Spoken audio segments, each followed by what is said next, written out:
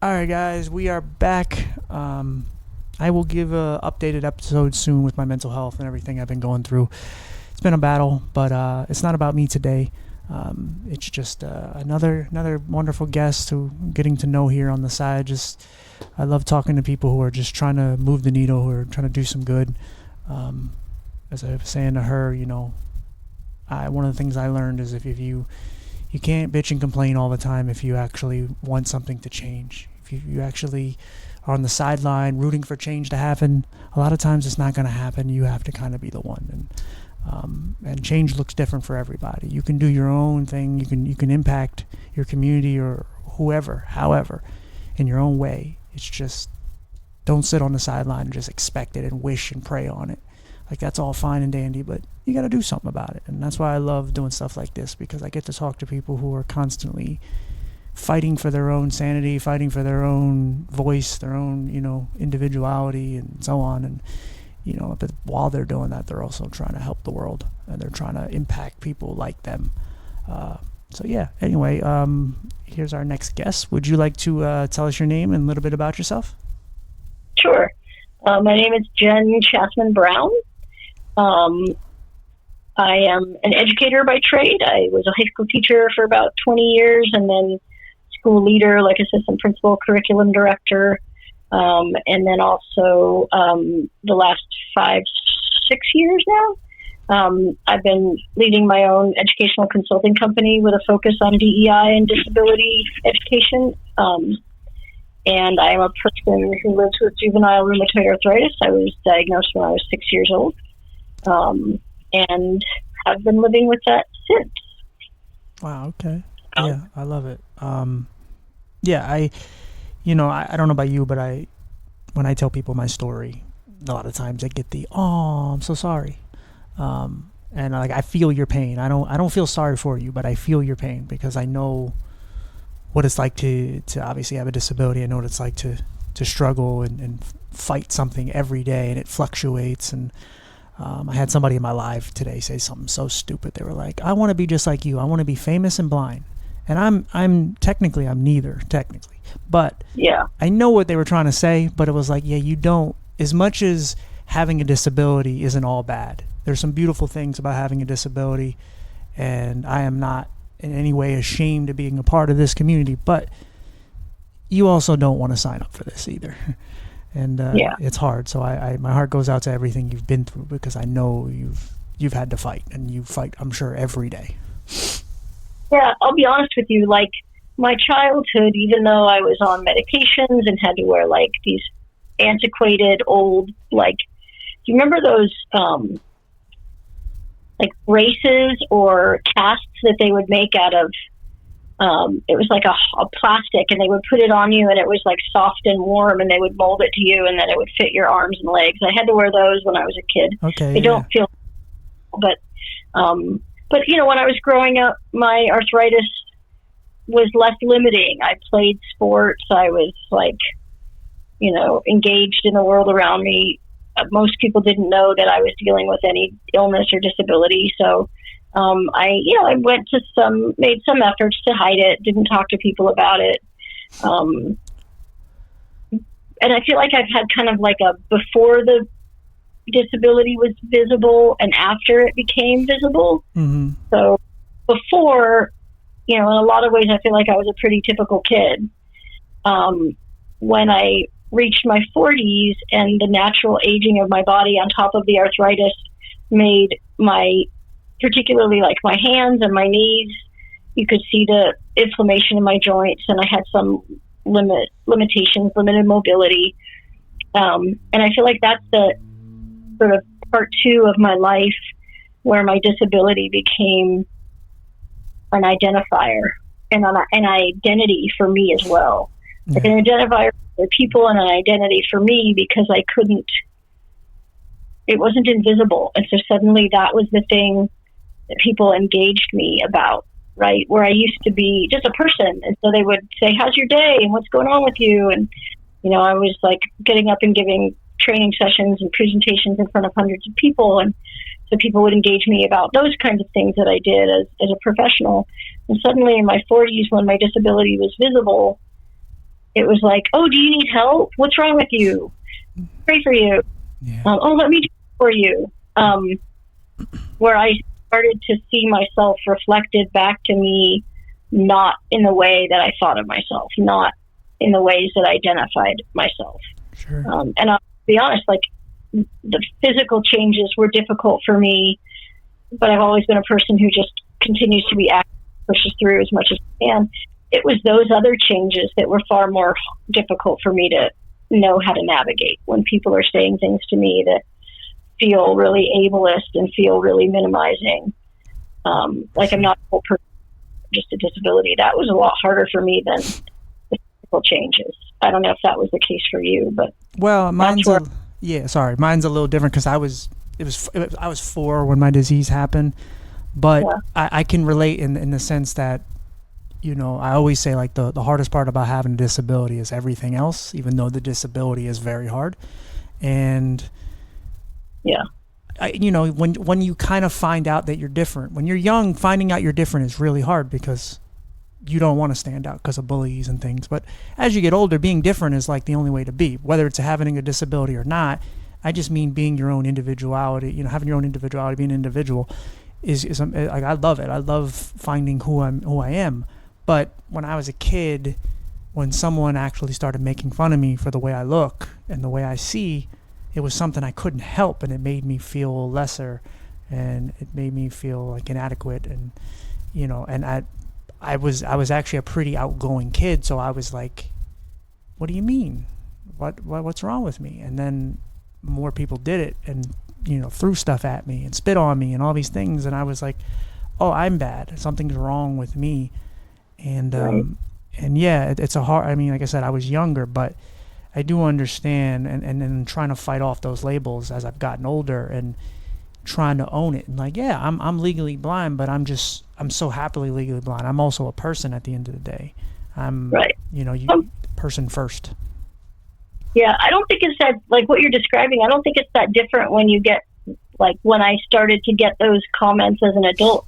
It's not bullying exactly, but it's certainly minimizing, yeah. Right? It's like people aren't bullying me, but they're reducing me to just a disability, and they're minimizing my personness, my humanness, my ability to contribute and be capable of for myself, right? It was like things that I am capable of doing for myself. Like, I'll ask for help if I need it, but a lot of times I don't. I just need you to kind of get out of the way so I can do things the way that I do them. Yeah. But even the messages to me that other people's perceptions are that I'm not capable was really hard, because I fought to be capable all my life. Yeah. Right? Absolutely. And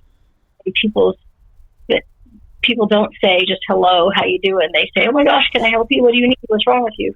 Yeah. That those things were hard for me to kind of buck off and not have them impact me. And I have friends who it just rolls right off, and maybe they just had more time to do it, or they're just a different personality. But for me, it, like, my initial feeling is I want to respond viscerally and tell people off. I managed to not do that most of the time, but that's the sort of feeling that I have. Like, you know, what you're seeing and the way that you're interacting with me is not the way that I am. Is not the person that I am. Yeah. Yeah. No, I get you. It's like I said, our ceiling is so low, and then some people are really genuinely trying to be nice, but there are some that just look at us like we're so helpless. And it's like, if they only knew the real pain that we're in, mentally, physically, if they only knew what we actually went through, it would blow their minds. They only see, you know, the limp, or they only see, you know, whatever it is that you're struggling with. Like, they only see you know, what they can see from the outside, but they have no idea the true pain, the inflammation, all the things that are going on in your body right now. Like, they don't know what we carry with us every day, and some of it isn't even disability related. And so it's just, that's why I try to advocate and talk so much about this stuff, especially mental health, because it's like, if you only understood what a person's really enduring, you wouldn't treat people such a way. You know, I had somebody come in my live today, and she pretended to have stage 4 cancer, and said she was going to die in a week. And of course, as a person who really is empathetic towards other people's plights and who has lost people to cancer, I was emotional. I was tearing up. I was like, oh my God, I'm sorry. And she's like, I'm 18. This is so unfair, yada, yada. And then come to find out she was lying the whole time. And I'm like, what world is this? Like, who wants to pretend to be us? Who wants to be a part? Like, and it's just, it's crazy what some will actually do for attention. They think it's funny, and they look down on us and all that. And it's just, man, that's why I try to talk about it, because I don't want people to think that this is all bad, but I definitely don't want anyone to think that, hey, I want to be a part of this club because it's fun. Right. Because it takes a lot out of us.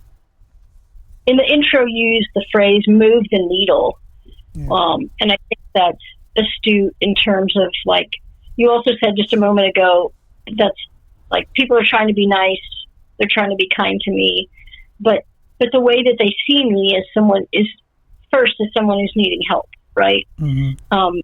So I think so much of my work, and I know so much of your work, is about moving the needle, getting people, even people who are well-intentioned and are trying to be nice, to understand the impact of the ways that they talk to us and the ways that they interact with us. Mm-hmm. Get an understanding of not only is my life challenging, but I'm also in so many other ways just like you, right? So I have a mobility disability, and that's visible. Yeah. But I, day to day, don't live any differently than you do, don't have different goals, aspirations, relationships, hopes, dreams, all of those kinds of things that any other person who's not disabled has. And so I feel like my work has been, as you said, trying to move the needle. And the needle is hard to move. Damn, it's like hard to move because it's pushing back against you all the time. There's always another person who says what's wrong with you. There's always another person who wants to put you down or be unkind to you or doesn't have an understanding of how to interact or what your life is like. And so I feel like it is about moving that needle, and that's what my efforts are as a professional, because it's like what needs to be done for us to be seen as human beings and have that space at the table and the opportunity everybody else has, right? For sure. Everything is about trending and shit. Like, if you can just convince or inspire or motivate someone else to do the same thing. I don't know if you've ever been to like Dunkin' Donuts and you're in the drive-thru and then you find out someone in front of you paid for you. And then you pay for the person behind them, and you start this like positive trend where you just take care of each other. It's like, oh, this is cool, this is nice. And it's like, if you can just inspire one, I've had people come up to me in my TikTok lives and things and comment and all that and say, hey, you saved my life, you helped me stay sober, you helped me do things, and things that I don't even like, I never even partaked in any kind of substances or anything, right? But I'm like, they're just telling me how I make their day better by just being there and talking and being open. And it warms my heart, because I'm like, I'm just some guy from Pennsylvania who's just trying to do some good, trying to move that needle. And it's like, yeah, it's not bringing in the money that I'd like, but it brings in so much more for me mentally and emotionally. It helps get me through each day when I struggle. And it's like, if I can just touch people like that, and a lot of the people that I'm helping, they don't have anything near what I have. They have their own issues, totally separate, totally different.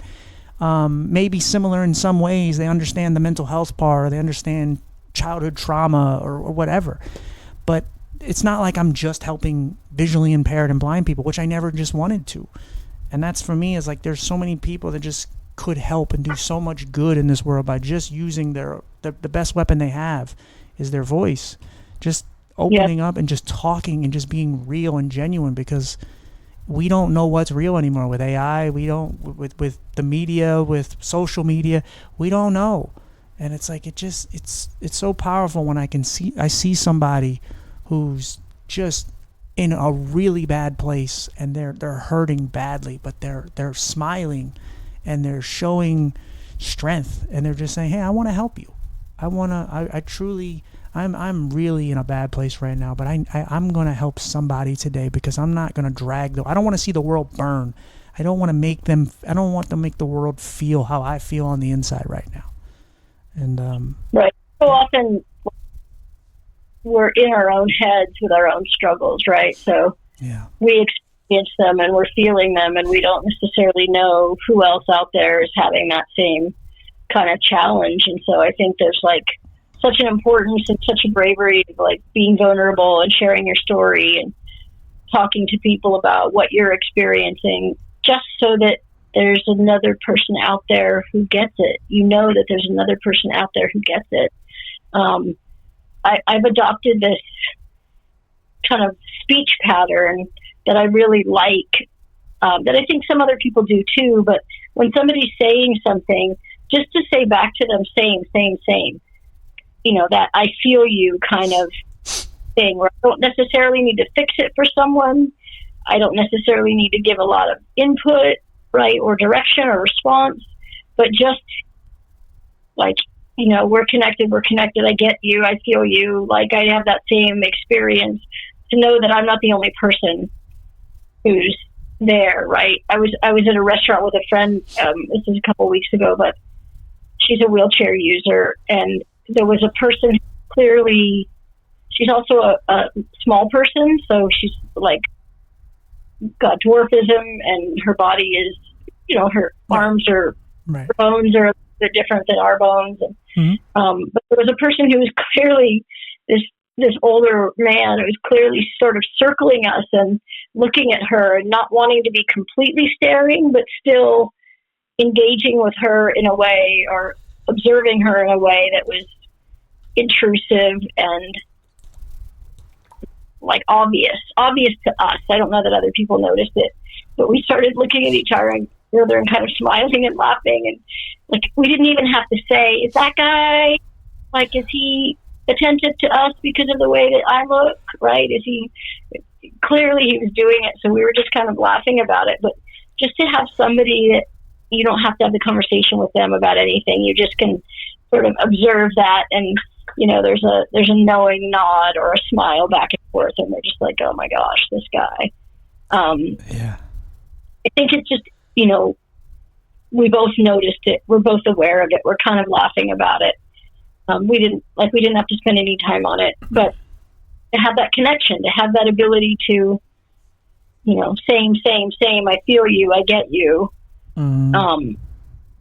means you're not alone in it, right? Right. Yeah, we just want to know somebody gets it and we're not alone. And I remember I was at a conference. I used to work at a Center for Independent Living, and their whole goal is about making life more accessible and, you know, for people with disabilities.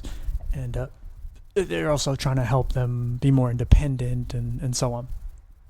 And we were at a conference, and after the conference, we all went out to a restaurant, and it was, you know, I don't know, 50, 60 people with disabilities, and more than half of them were in wheelchairs. And it's like we pulled up into this restaurant, and you could tell some of the people were looking at us like, what is this? Like, is the circus in town? Like, what is happening?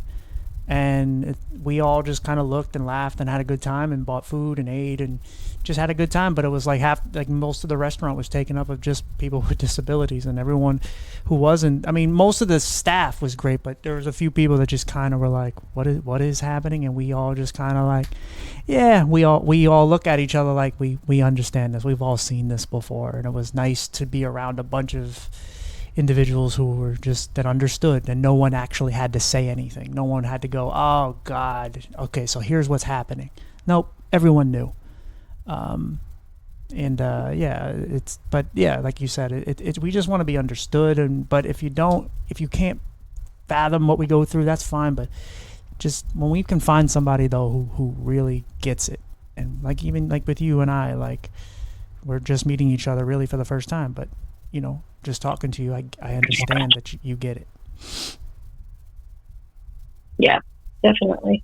So I think that like my work has been a lot of trying to get people who don't get it to get it, right? There's some supportive people who are in it with me, but I think it's more solidarity in the work that we do, other disability advocates, of like working together to try to get people who are non-disabled to understand.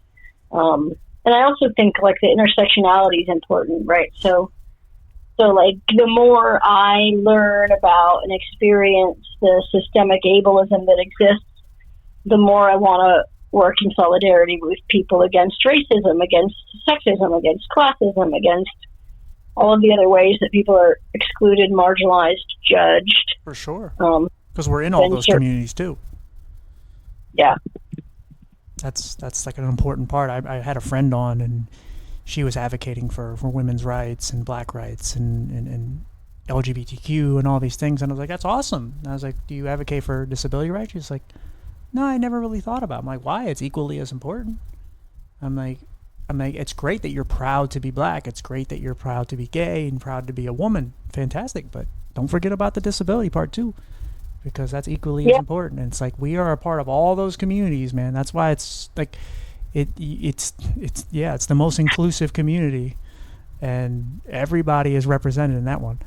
And do you think it's also the most excluded community? Yeah. Because a lot of other organizations that are trying to partner will be like focused on race and gender and sexual orientation, and I have to be like, hey, disability over here, right? Like, and we want to be working with you, and we want to be advocating with you and fighting the same battle that you're fighting.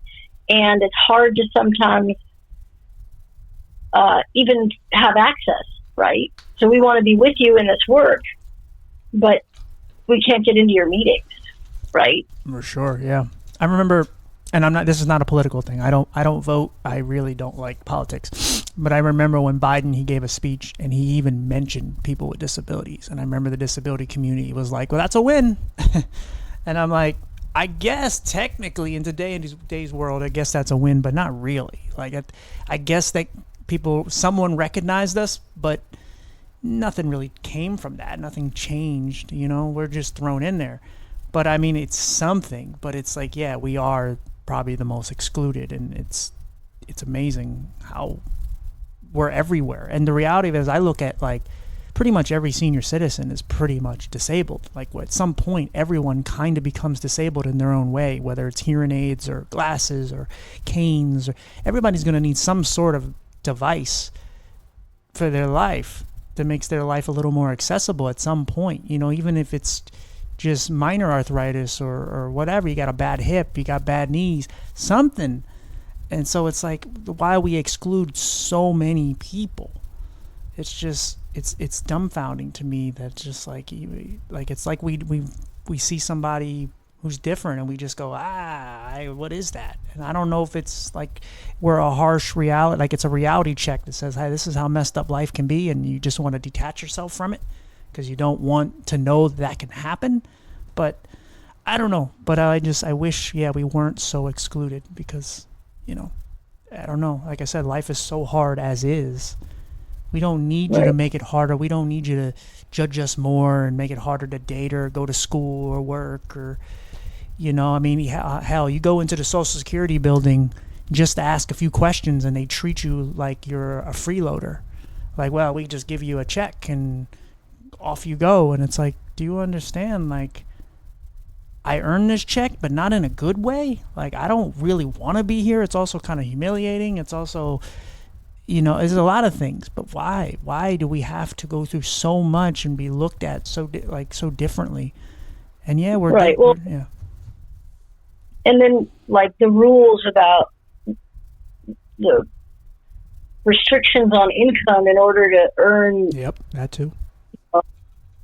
IHSS, the in-home support services, or Medicaid, or Social Security disability. Like, I have so many friends who would like to work more than they do, but won't get to a place where they can pay for everything themselves. Yeah. So then they're restricted to, like, you can't make more than $800 a month or $799 if you make $800.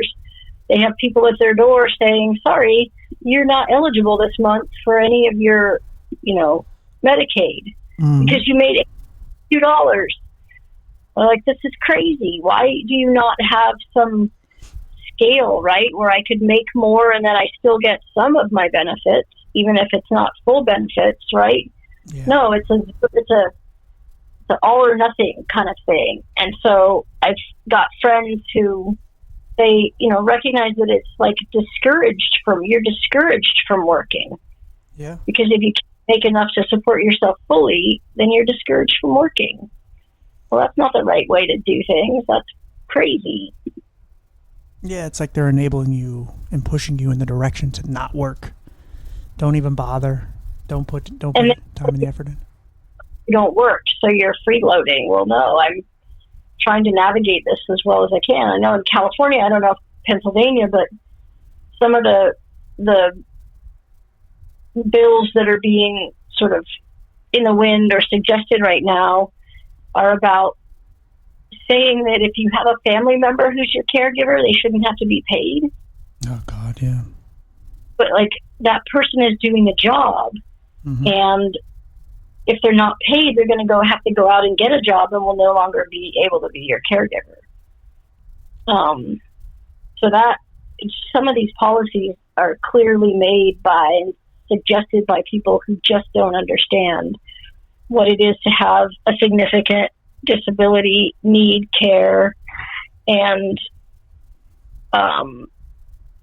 rely on it to be able to get out of bed in the morning, rely on it to go to the bathroom, to take a shower, right? To get in your chair, to do your job, whatever your job might be. It's scary to think about it being taken away. Yeah, they almost make you feel more like a burden, and you already have that feeling in the back of your mind every time someone helps you, or, like for me, I can't drive, so anytime somebody drives me, I've always had that feeling, oh God, I wish I could repay whoever's doing this for me. It would be nice, but it's like you just feel like you're in the way and no one wants to help, and you also want to make the change, but you're only one person, and there's so much that goes into it. It's so confusing.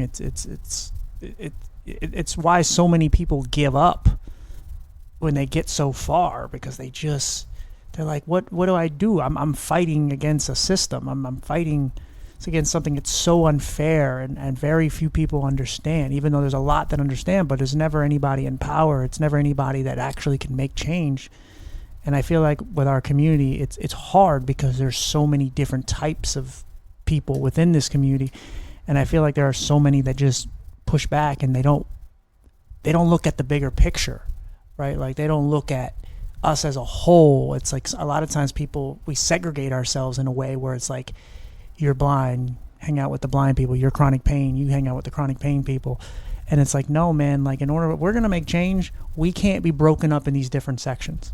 We just can't. We have no power by ourselves. We have very, very little power by ourselves. But if we bring in everybody, the millions upon millions of people who are disabled, we could actually make some noise, but we can't do it by the way how we've been doing it. And right. I've had a lot of pushback in the very beginning where it was just like, why are you doing this? Like, stick to the blind, the eye people, because that's your people. And it's like, yeah, but like, people are my people. Anybody who's been through a struggle is my people. It's not even disabled people. It's people in general. I just want to be a light. I just want to be a voice. I don't care about just the visually impaired and blind people. I care about them deeply, but they're not the only people that I want to impact. So right. And while there are differences, there's so many commonalities. Yeah. Right. So like, it's important to recognize that we can learn from each other. We can support each other, even if our experiences are a little bit different. There's so much that crosses, and as you've said, crosses all different marginalized groups, right? All different groups of people. Sure. Yeah. I mean, I feel like it goes back to moving the needle. How do we move the needle? We get people to understand more than they did before about what the experiences of people who are different than they are, whatever that means, or different than they are, the experiences that they have.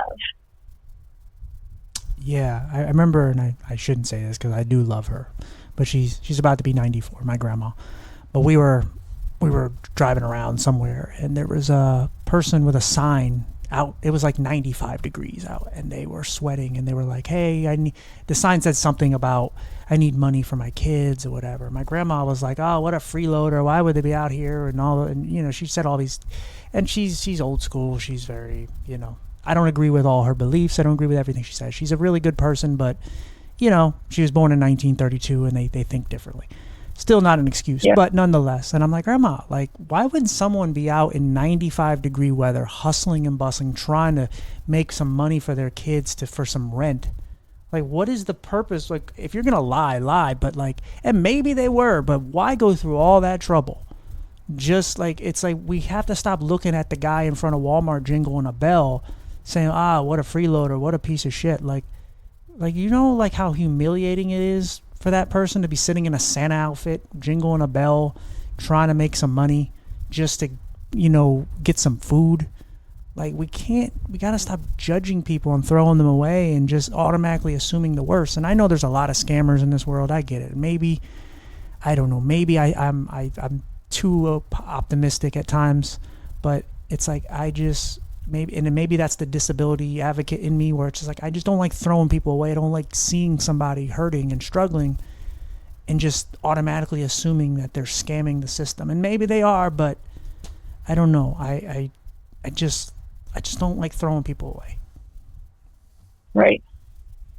No, totally agree.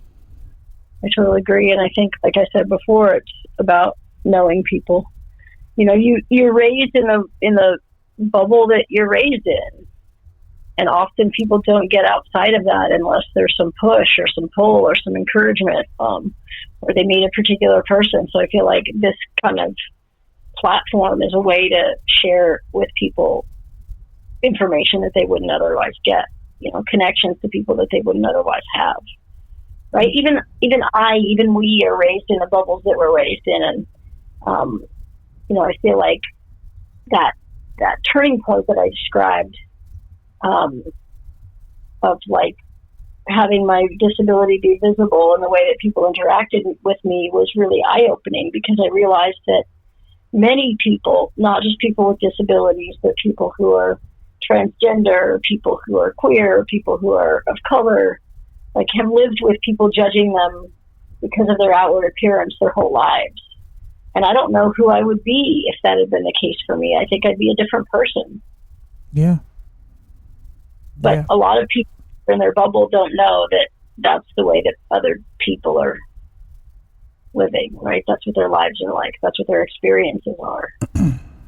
Yeah, a lot of times people commiserate around the people who look just like them, and they don't leave 2 towns over.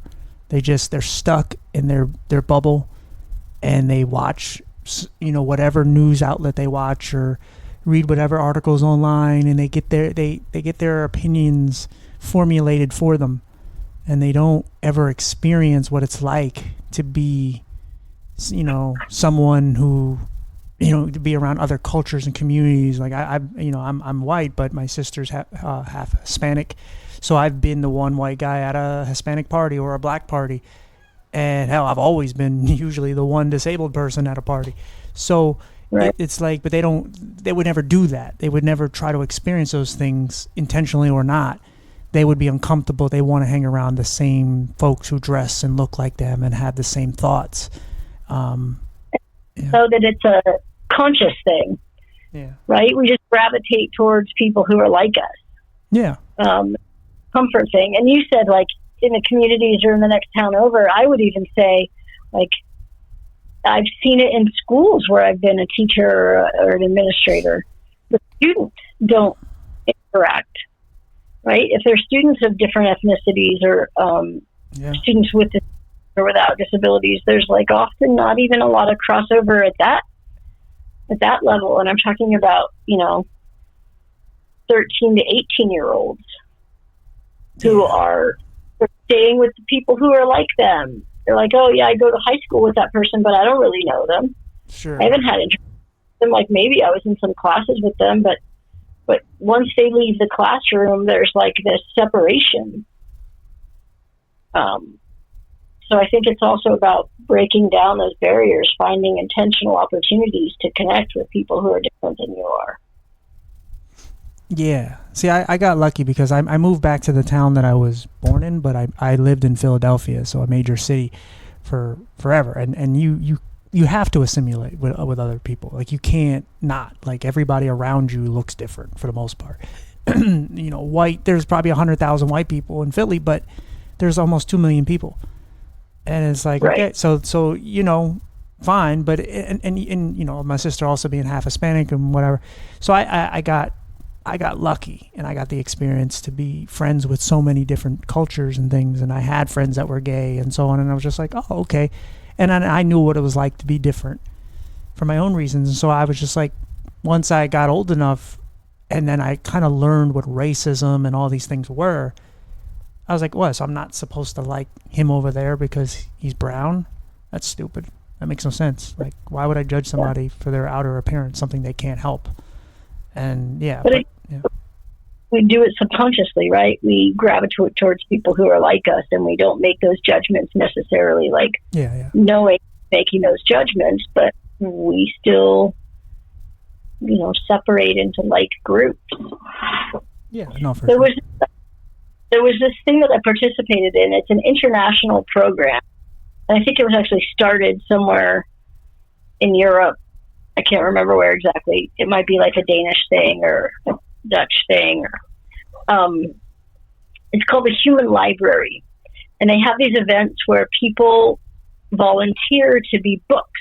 They call them human books. And you can go, there may be like 3 sessions or 5 sessions.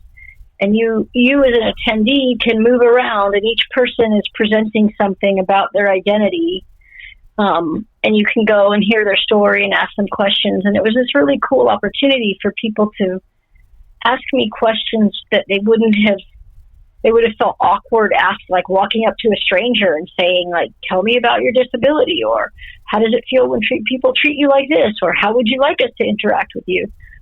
But it was pretty cool because there were people acting as books with all kinds of like mental health differences, a person who had attempted suicide, somebody who was like a child when they were hit by a car and lost their legs. There was me. There was somebody else who was like talking about being like a female math professor in a very like male dominated field. So it was just really interesting. So people could go around and listen to these books and then ask them questions. And I thought it was such a cool way to take away the stigma of, you know, I said to the people who sat down with me, there are no stupid questions. Like, ask whatever is on your mind, because I want you to have an answer to it. And I like want you to feel like it's a safe space to ask that question. So it was just a really cool opportunity for people to engage in ways that often they feel like they can't, because they're afraid of saying the wrong thing or doing the wrong thing or offending someone or upsetting someone. So it was cool. There should be more of those and those kinds of opportunities for conversations. For sure. Yeah, no, those are the conversations I love to have, and I wish we had more of them. You know, when you see politics or race or anything, it's usually just 2 guys, you know, and 2 boxes next to each other, and they're just screaming at each other, or they're waiting for the other person to shut up, but they didn't hear anything they said, and then they're just going to go with their point, and they're not really listening to each other. They're not really accepting what the other person's saying. They're not taking any of it in. They're not learning anything. They're just yelling, and they're just yelling their points, and there's no commonality. There's nothing that they see. But it's like, I always look at, like, not to continue to go to politics, but I always hate when, like, any president gives a speech and half the room is like clapping like it's the greatest thing they ever heard, and then the other side is just sitting there like scowling like, it's the worst thing I ever heard. And it's like, you know what, like, you should be able to put like a Klan member and a Black Panther in a room, and they should be able to agree on something, right? Like the color purple is cool, or dogs are soft, or something, you know, something, because you shouldn't be able to agree or disagree with everything a person says.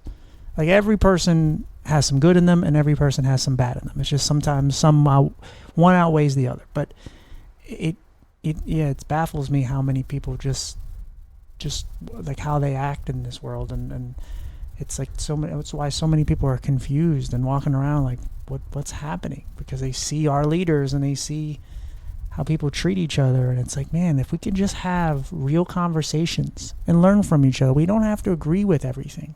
We don't have to agree with everything, because I see it with the disability community. A lot of times it's like I see some trying to make like able-bodied people the enemy, and it's like, no, they're not our enemy, man. yes, there are some bad able-bodied people who have made rules that benefit them and so on and so on. But there's a lot of great able-bodied people that are, that are on our side or are innocent. They may not even support our cause or be against it, but they're just living their life, going through their own struggles. And right now we're not on the menu. But I think if we just stop fighting with each other and just start learning from each other in some way, shape, or form, because I've listened to people who have hideous opinions on things, but I'll find something in there and go, okay, that's a good point. I don't know. Yeah. There for me though, like I feel like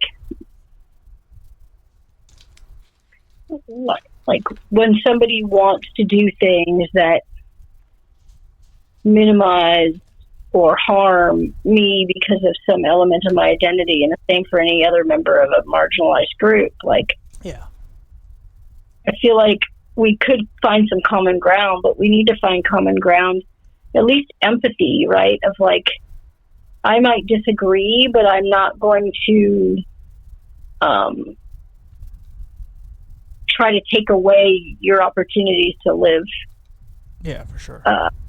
To have agency to live a life that you choose. So I kind of feel like there's borders, right? There's boundaries.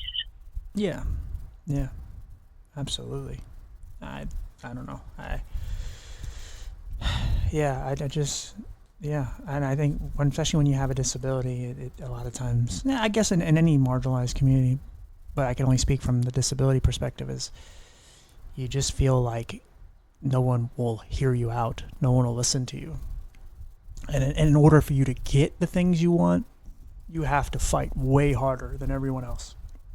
You have to scream louder. You have to act a little crazier. You have to pursue it and be persistent as much as possible, because as soon as you let your guard down, they'll just go back to the way it was, and you got to continue to fight for your own peace, and you have to push back because every second it could change. And I when I say that, I feel like everything is harder, or it's not just a disability that is the hard part, it's everything else, because it's like you have to do so much just to keep some sort of balance and some normalcy, even though our normal isn't even all that great. But we have to shovel a lot of shit. We have to accept so much from everybody. And at some point you have to say no, and you have to just keep pushing forward for what you want. No matter how many days go by and how much time is wasted, you have to keep fighting. And sometimes you just don't want to fight. And that's why sometimes we break down during like the smallest things will happen to us, right? Like we put in a meal in the microwave and it gets burnt. And you're just like, because you're just like, you know what, man, I'm fighting so much right now. I'm fighting myself. Hell, I fight myself in the mirror. I fight myself every day mentally, because I'm watching a show and I'm actually in a halfway decent mood, and then my brain just says, you know what, you're a failure. And it's like, what now? What's happening? I'm like, what? And and the last thing you need right now is your food to get burnt, because you just don't want to have to work so hard just to get bullshit, just to get the most basic needs.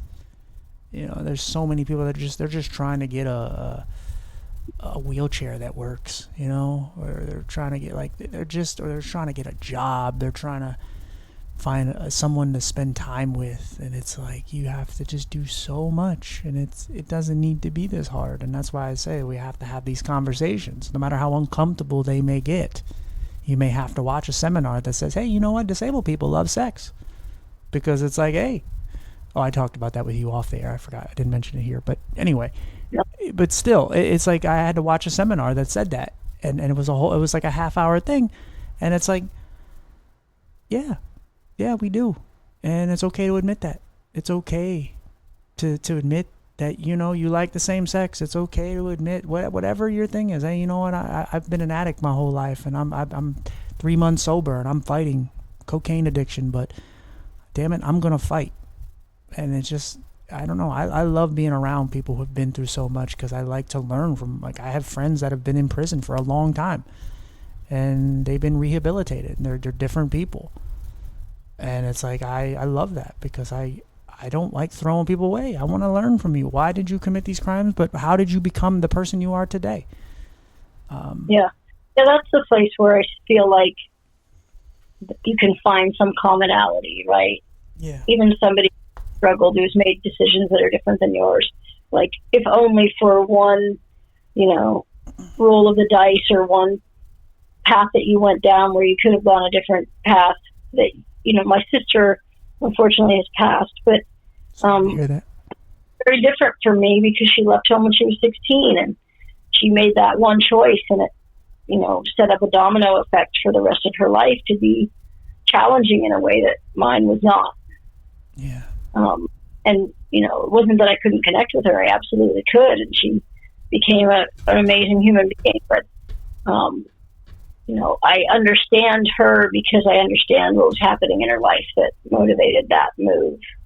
Right? If you can have that understanding of one choice leading somebody down a path, you could understand how close you were to like being a different person too and having a different experience as well, right?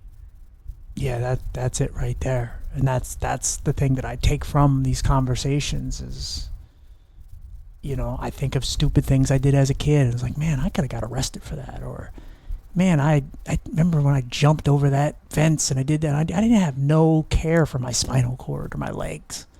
Or, man, I remember, being peer pressured into smoking weed or whatever, right? I never did it, but like, I remember times where I was like, yeah, you know what? That does sound fun. Maybe I should get high with you, or maybe I should drink.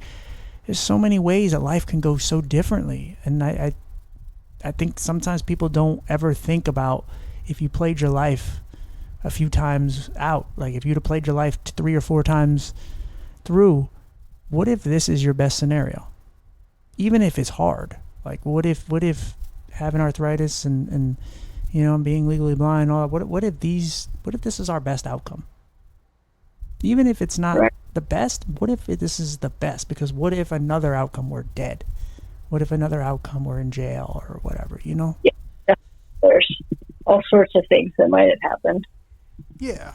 And maybe I'm looking at it from a positive perspective, maybe not, but you have to. You got to do whatever you can to get through each day. And but I know for sure, like I almost died as a kid, and I tried to end my life another time, and so there's definitely other ways where I wouldn't be here. So I'm grateful for every day, even if they're hard. Yeah. And I know, I'm sure it is the same way for you. I don't want to assume, but like when you have your technical good, your good health days, whatever that is, you have less pain, maybe you have a little more mobility, where you cherish them, you love them because you don't know if tomorrow's going to be like that. You hope, you pray, you say, God, what a great day, but you don't get comfortable because you don't know. You don't know what tomorrow is going to bring. Tomorrow may bring 85 straight bad days. Or maybe you have another good day. But right now, today, in this moment, I'm seeing pretty decent. And my mental health isn't as bad. I don't have as much chronic pain right now. So you know what? Even if it's not the best day of my life, even though nothing dramatically changed, I had this great conversation with you. And I got to spend time with my 94-year-old grandma. And my health is pretty good. So you know what? It's a good day. Yeah. Yeah, I totally get that. Yeah. Struggle, we're always focused on those good moments, those good days, right? Yeah. And I think, though, community is part of what makes that happen. Yes, for sure. Absolutely. I started going Connection. Get us. Yes. I started going to church, and I've never been a very religious person. I've always believed in God, but I guess more spiritually. And I just wanted to find community, and I was in a bad place in December last year, and I just started going to church. And then, lo and behold, I got baptized and just started hanging out with, around some of these people, and I got it. Like, I understand why people go to church. It's not just the God thing. It's not just, I've met so many people who have they got cancer, or, they lost somebody, and they're still there, and they're positive, and they're just like, hey, I'm just happy to be with my people. Yeah. And it's like, it's so nice. Even if you're not a full believer, I mean, whether you should or shouldn't be, that's not for me to say. But if you're just there to be around people and just be around a positive positive atmosphere, it's very infectious, and it really does help. And I've gone on some bad mental health days and bad eye days too, and I'm just like, hey, at least I'm not home and stuck, and at least I'm around friendly individuals who are just here because they're trying to get away from their problems too. Yep. So as we kind of go ahead. The more we can tell our stories, the more that we can get to know each other, the better off we are. It's been a big part of why I've been working on a book about people with disabilities. Awesome. So that people can read about our experiences, and they're not they're not the same one person to the next, but there's some similarities. And I feel like the same idea as the human library that I talked to you about, like the more we can really get an understanding of each other, the better we'll be there, I think. For sure. I was just about to ask you, so what are you kind of doing with your life right now? What are you working on? I guess a book, you said, and anything else? The book is it'll be out for pre-sale in August and out in like platforms for purchase in October. Awesome. It's called CSLS Profiles of Disability. Okay. And there are 30 different people, very diverse group of people profiled. Each profile has a portrait, a narrative, biography, and a poem origin story that are focused on their experience of living with their disability. And I'm just really excited about it. I'm in the process of sending out the advanced readers copies to people to get testimonials and reviews. I think it'll be something that allows people to read about the lives of people with disabilities and what it is for them to experience the world with their disability in a way that people can internalize it, can learn from it, can also see how important it is to support an accessible and inclusive world, right? It's not about inspiration. It's not about pitying people. It's about really understanding what the lives of people with disabilities are like, similarities and differences, and also commonalities across people with disabilities and non-disabled people, and then being motivated to like do something, right? It's not, sometimes in the disability community we talk about the idea that we're not like, yes, we have a physical disability, or we have a visual disability, or we have a neurological disability, but what prevents us from fully participating is not that disability, it's the way the world is built. So I would hope after reading the book, people would be motivated to want the world to be built in a way that's accessible for all. For sure. Yeah. It's I think that's what we all should want and need.